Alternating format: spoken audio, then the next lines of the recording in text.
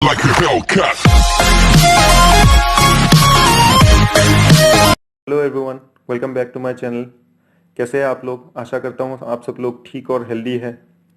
तो आज हम बात करेंगे कुछ ऐसे प्रॉब्लम्स के बारे में, कुछ ऐसे हेल्थ इश्यूज के बारे में जो देखने में तो बहुत छोटे लगते हैं, लेकिन एक्चुअली वो हमें बहुत ही प्रॉब्लम्स देते हैं और इजीली जाते नहीं हैं। हम उनका ट्रीटमेंट करते भी हैं तो वो वापस आ जाते हैं और ऑफन लोगों में आजकल सोसाइटी में वो प्रॉब्लम्स देखा जाता है या फिर पाया जाता है, इरिस्पेक्टिव ऑफ कि आप एक औरत है क्या आदमी है। जो पहला प्रॉब्लम हम अब डिस्कस करेंगे आज, वो है एसिड रिफ्लक्स या गैस बनना पेट में, या फिर पेट अक्सर खराब रहना, कॉन्स्टिपेशन होना। तो ये जो पेट की प्रॉब्लम्स हैं ये ऑफन लोगों में देखा जाता है। मोस्टली एसिडिटी, गैस बनना, ठीक से खाना डाइजेस्ट ना होना, तो ये बहुत आम सी बात हो गई है आजकल लोगों में। तो ये क्यों होता है? वो इसीलिए होता है कि आपका जो पेट का एसिड का लेवल है, एसिड तो वैसे सबके पेट में होता है क्योंकि वो खाना पचाने के लिए इम्पोर्टेंट होता है, लेकिन जितनी मात्रा में वो एसिड निकलनी चाहिए और जब निकलनी चाहिए वो जब गड़बड़ा जाता है तो इसे कहते हैं एसिड रिफ्लक्स। वो हमारे फूड पाइप में या एसोफेगस में एंटर करती है, जिससे हमें इरिटेशन होता है और कभी कभी वॉमिटिंग टेंडेंसी होती है, गैस बन जाता है पेट पेट में। तो ये बहुत से कारणों की वजह से होता है। पहला जो है वो है इरेगुलर डाइट, ठीक से खाना ना खाना टाइम पे, या फिर बहुत सारा स्ट्रेस ले लेना, या फिर बहुत सारा स्पाइसी या ऑयली फूड खा लेना। इसके अलावा स्लीप डिप्रिवेसी, यानी कि टाइम पे ना सोना उठना। तो इन बहुत से कारणों की वजह से, और इनके ऊपर एक और भी कारण है जो है कि स्ट्रेस। आजकल का जो लाइफस्टाइल है, ऑफिस हो गया, स्कूल हो गया, बहुत से टेंशन में लोग रहते हैं, इसलिए इतना स्ट्रेस हो जाता है कि जिससे हमारे डाइजेशन के ऊपर भी इफेक्ट होता है। तो इससे बचने का सिर्फ एक ही उपाय है, वो ये है कि अपने लाइफस्टाइल को ठीक करना। डजेंट मैटर कि हम कितने बिजी हैं या फिर कहाँ पे हैं, हमें हमेशा कोशिश करनी चाहिए कि टाइम से खाना खाए और पेट को कभी खाली ना छोड़े, भूख लगने तक इंतज़ार ना करें, और जैसे भी हो जो स्लीप साइकिल है उसे पूरा करें। हम लोग ऑफन क्या करते हैं कि सोने से पहले फ़ोन अपना देखना शुरू कर देते हैं, या फिर कंप्यूटर या लैपटॉप या टीवी में कुछ देखना शुरू कर देते हैं खाना खाने के बाद, जो कि बहुत गलत है। क्योंकि ब्लू लाइट्स की वजह से हमारा जो नींद है वो कम होने लगता है। तो ये होगा पहला प्रॉब्लम। और आते हैं अभी दूसरे प्रॉब्लम के बारे में। जो दूसरा प्रॉब्लम है वो रिलेटेड ही है, वो है आपका इंसोम्निया, यानी कि रात को ठीक से नींद ना आना या फिर जल्दी ना नींद आना। तो ये ऑफन आजकल यंगस्टर्स में भी देखा जाता है। वो इसीलिए क्योंकि यंगस्टर्स जो है वो अक्सर क्या करते हैं कि अपने फ़ोन के साथ ही चिपके रहते हैं।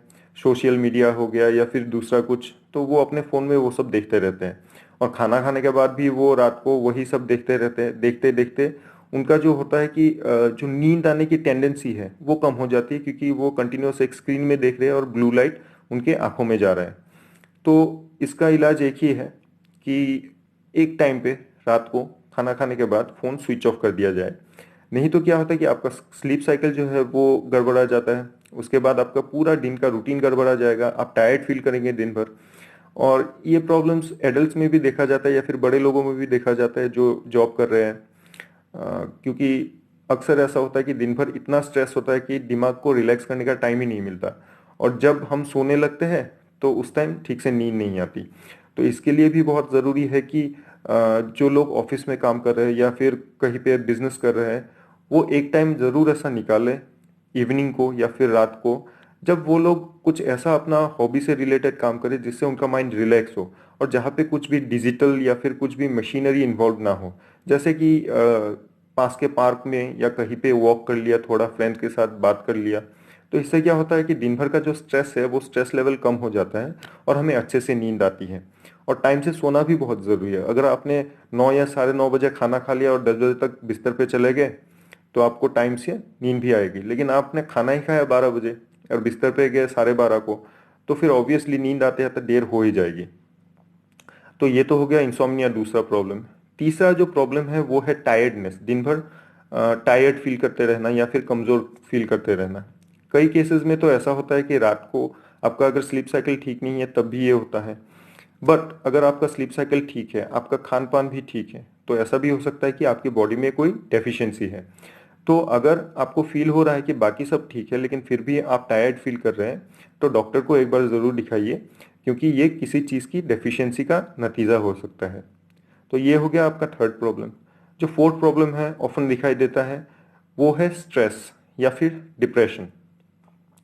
आजकल की जो हमारी लाइफ हो गई है, हमारा नेचर के साथ कनेक्शन बहुत कम हो गया है। ऑफन हम घर में रहते हैं सुबह, फिर घर से बाहर जाते हैं ऑफिस, और वहाँ पे कई घंटे एक बंद कंक्रीट के कमरे में बिताते हैं, वहाँ से निकल के सीधा घर, फिर से अंदर ही घुस गए कहीं पे। तो इससे प्रॉब्लम क्या होता है कि हमारा जो नेचर के साथ कनेक्शन है वो बहुत कम हो गया है, और इससे हमारी जो सेंसेस है, जैसे देखने की शक्ति, सुनने की शक्ति, सूंघने की शक्ति, ये ठीक से स्टिमुलेट नहीं हो पाती है, या फिर जो माइंड है वो ठीक से रिलैक्स्ड स्टेट पे नहीं जा पाता है। हर वक्त हम सोने के टाइम तक एक स्ट्रेस में रहते हैं। इसीलिए जो है स्ट्रेस लेवल्स आजकल देखा जाता है कि लोगों में बढ़ गया है, और इससे कई बार आपके बॉडी में, अगर आप आदमी हैं तो टेस्टोस्टेरोन लेवल जो है वो घट जाता है। वैसे ही औरतों में भी उनका हार्मोनल लेवल फ्लक्चुएट कर सकता है स्ट्रेस की वजह से। इसकी वजह से हम दिन भर चिड़चिड़े रह सकते हैं, या फिर और कई तरीके के फिजिकल या मेंटल प्रॉब्लम्स देखने को मिलता है। तो इसका तो एक ही उपाय है कि सबसे पहला, जैसा कि मैं अभी तक बताते आया हूँ, स्लीप साइकिल अपना ठीक करना पड़ेगा, खान पान जो है वो भी ठीक करना पड़ेगा, और इसके अलावा कोई ना कोई फिजिकल एक्टिविटी अगर हम करें, या फिर कोई ऐसा एक्टिविटी करें जो हमारा हॉबी है और जो हमारे माइंड को रिलैक्स करता है, तो इससे हमें बहुत हेल्प मिलेगा कि हम अपने स्ट्रेस लेवल को कम कर पाए, और इससे आई थिंक डिप्रेशन भी कम होगा। और अगर आप एक ऐसे स्टेज में हैं कि आप हर वक्त डिप्रेस रहते हैं, तो प्लीज़ टेक मेडिकल हेल्प, क्योंकि इसमें कोई शर्म की बात नहीं है अगर आप साइकेट्रिस्ट के पास जाते हैं और कंसल्टेशन करते हैं। अब जो आखिरी प्रॉब्लम हम डिस्कस करेंगे, और जो ऑफन देखा जाता है कि बहुत सारे आजकल छोटे बच्चों में भी देखा जाता है, और वो ये है कि ऑफन सर्दी खांसी, या फिर नाक बंद रहना, या फिर नाक बहते रहना, या फिर छींक आना, इस टाइप के प्रॉब्लम्स। और ये जो प्रॉब्लम है ये जिन लोगों में रहता है, ऑफन हर हफ्ते या फिर महीने में एक दो बार होता ही है। तो ये जो है ये दो चीज़ के साइन हैं। या तो आप ऐसे कहीं पे रह रहे हैं जहाँ पे आसपास कोई एलर्जेंट है, और आपको वो एलर्जिक रिएक्शन करा रहा है बार बार, जैसे कि मान लीजिए डस्ट हो गया, या फिर फ्लावर्स के जो पोलन होते हैं वो हो गया। या फिर दूसरा रीज़न ये हो सकता है कि जब स्ट्रेस होता है आदमी को, तब भी कई बार ऐसे सर्दी बुखार जैसे बीमारियां होती है। ये आपके बॉडी का एक रिएक्शन का साइन होता है।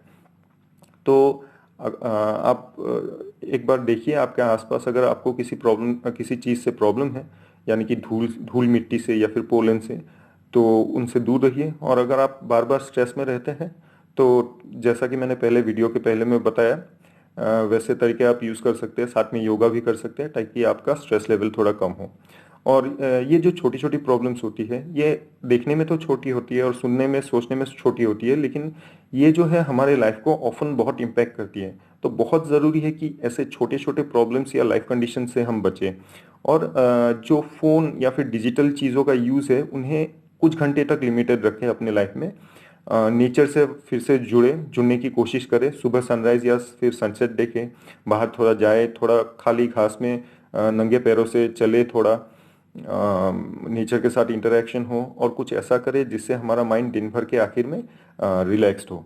तो आशा करता हूँ कि ये जो प्रॉब्लम्स है इनसे आप बचेंगे, और आज का जो वीडियो या डिस्कशन है वो थोड़ा आपके काम आएगा। Till then stay healthy, stay safe, goodbye, and please like and subscribe the channel.